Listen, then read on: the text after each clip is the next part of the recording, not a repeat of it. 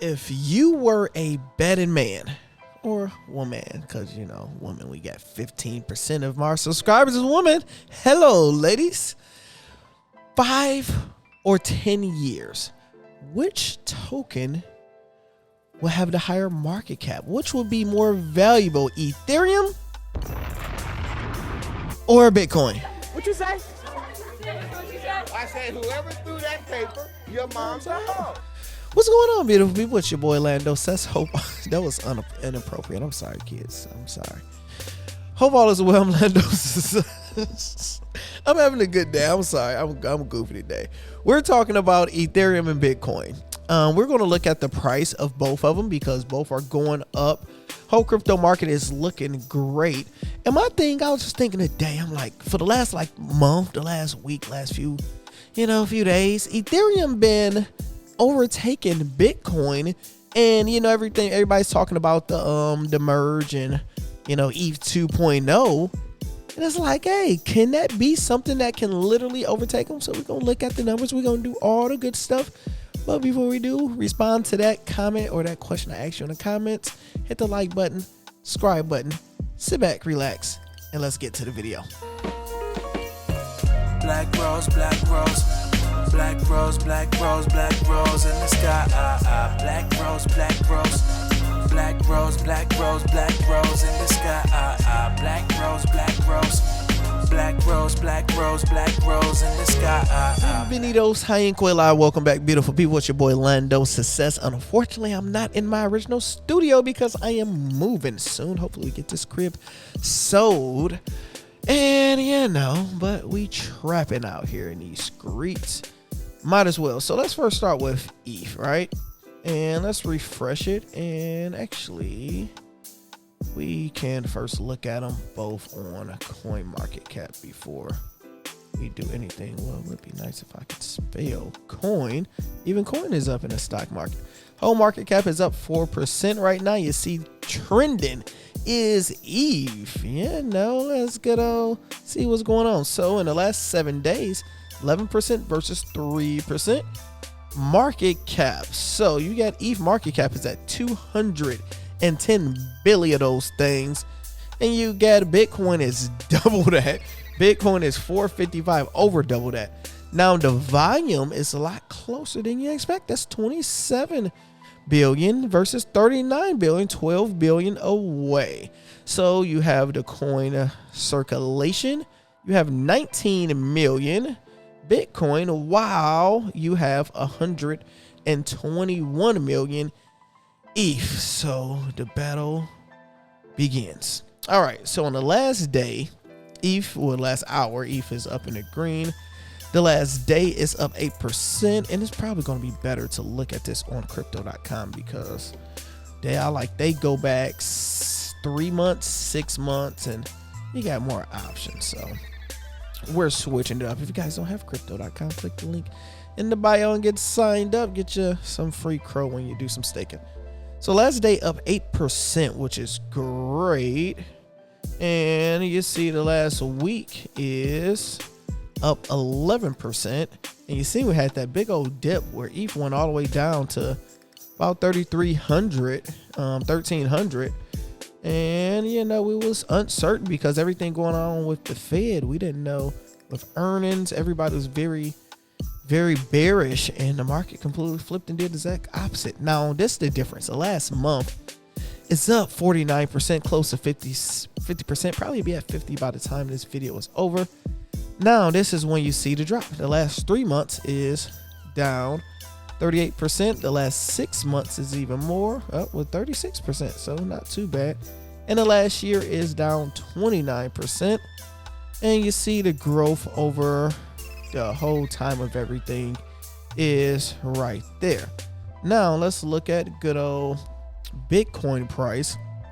See what they get popping in these streets real quick. Hope y'all enjoying y'all day. So we have Bitcoin is up 4% in the last 24 hours, and it actually red in the last hour, so it's leading like a low bearish low run right now. Now, there's a difference. The last week, you see 3% growth, while we seen with ETH, what was it? No, it wasn't that. 8%. So, okay, we got 3 versus 11 in the last week. That's what it was. And in the last day, 4% versus 8%. So right now, ETH is winning short term, such as just off of growth alone. And you see the last month, 18% compared to 49%. So you got that run. So down 38%. I think that's very close to damn near the same. That's crazy. Look how the chart it really didn't change too much. And the last year down 43%, and we know the growth here.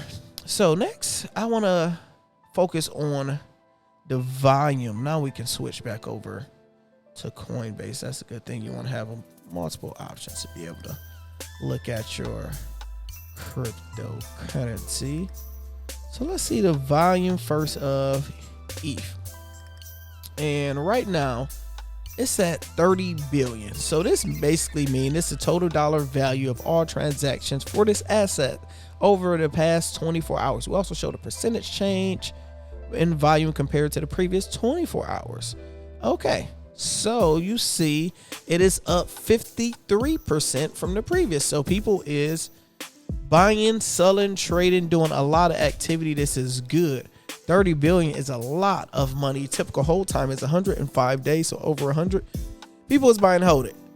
Trading activity, 73% of people is buying it. It was a lot higher, but I guess people calmed down because they didn't know what was going on. And you see the all-time high, 4,800, and we're not even half of that right now. So remember, 30 billion. Now, if we go to, actually, let's do it like this so we can see both of them. Bitcoin typical hold time is even longer, and it is at 43 billion volume, and it's same, but you got more people buying Bitcoin right now. Very, very interesting. And you have the all-time high is right about 68,000. So first, let me give my opinion just off of looking at both of the two. Bitcoin, they consider is digital gold. Why people say that? So you got to think of gold. If I owned some gold and I had it behind me, big old block. You look at it, you just kiss it, and you, oh my God, it's cute little gold. And how much money is this worth today? So then the price go up, then tomorrow it go down, and hopefully over long time you can, sell it to somebody if they want it, feel its value in it.